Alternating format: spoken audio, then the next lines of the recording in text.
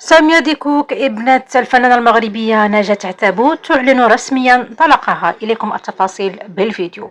فقد خرجت سامية ديكوك عبر حسابها على موقع التواصل الاجتماعي انستغرام بفيديو قالت فيه: قلت لكم نهار الاثنين غادي ندفع الطلاق، ودابا بغيت نقول لكم انني انسانه مطلقه.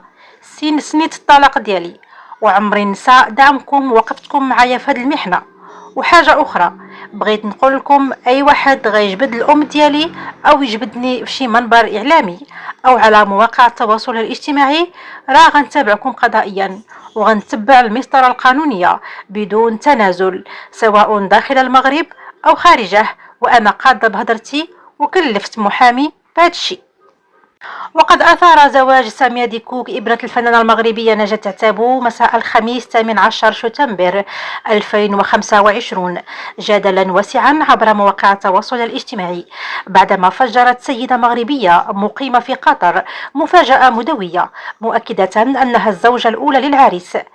وخرجت سامية مساء الجمعة 19 شتنبر في بث مباشر عبر حسابها على الإنستغرام لتضع النقاط على الحروف وترد على الأخبار المتداولة، حيث أكدت أنها كانت آخر من يعلم بوجود زوجة أخرى في حياة شريكها.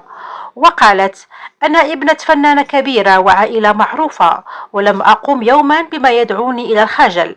كان زفافي بسيطا ومتواضعا بعيدا عن المبالغة والتفاخر، لكن بعد أقل من 24 ساعة من فرحتي اكتشفت الحقيقة التي كانت صادمة بالنسبة لي. وأوضحت سامية أنها ستلجأ إلى المساطر القانونية لإنهاء زواجها بعد اعتراف العريس بارتباطه السابق، مشددة على أنها لم تكن لتقبل الزواج منه لو كانت على علم بذلك. لو كنت أعلم أنه متزوج لما صافحته حتى بالسلام، لأننا تربينا على مبادئ تقوم على الصراحة والوضوح. لذلك سأباشر الخطوات القانونية اللازمة للطلاق احتراما لنفسي وللسيدة التي تواصلت معها بقطر.